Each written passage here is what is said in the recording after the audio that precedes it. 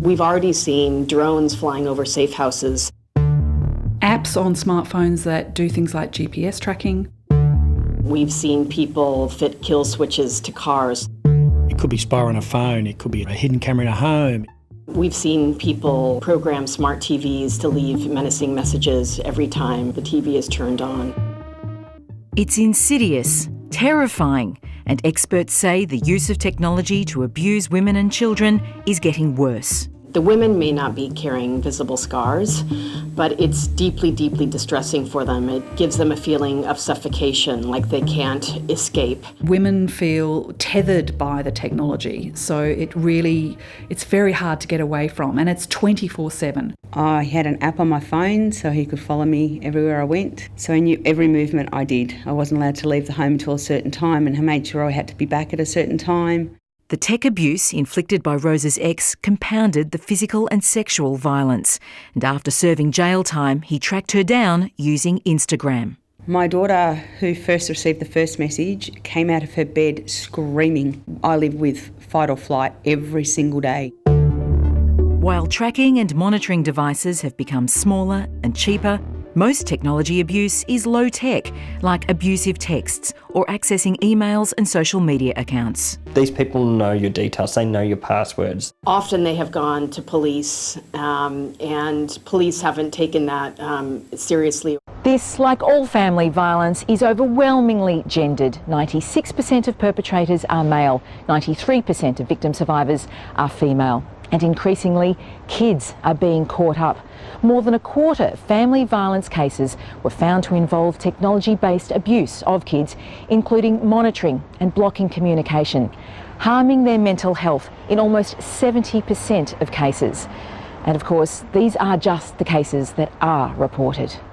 While tens of thousands of frontline workers have been trained to address tech abuse, many women struggle to find help. This support agency in Melbourne's southeast commissions a private company to help up to 40 women a month. I'd love to see technology-facilitated abuse screenings available to all women as soon as they come into a family violence service. So what would you do when it comes to a car? I would run a scanner over it, look for any radio frequencies. A tracker? Like a tracking device or camera.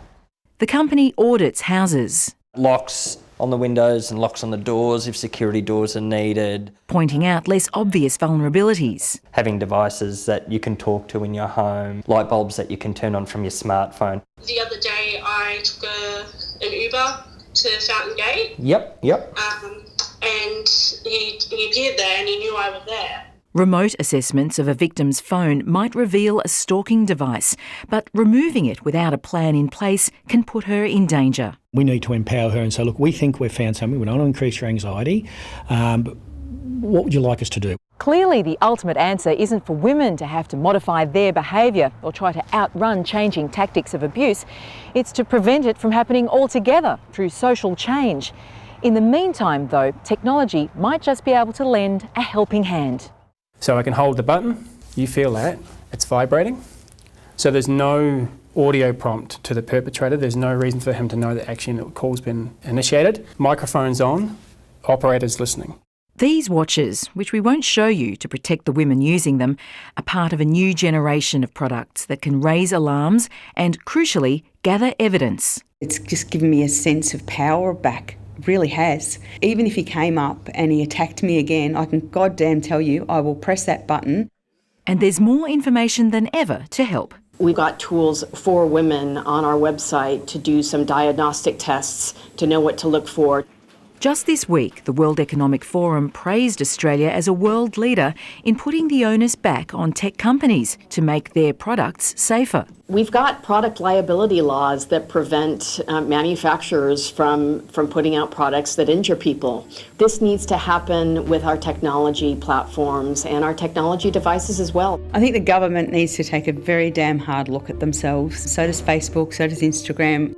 In recent days, Apple released a tracking device that, after a period, announces its presence, unlike more covert devices. But while tech slowly moves to protect, it's not the end game. Technology is often blamed as the reason that this is happening, but at the end of the day, it's the abuser's behaviour. Fundamentally, we really need to be talking about how do we create an ecosystem that makes not just the online world, but the real world safer for all Australian women.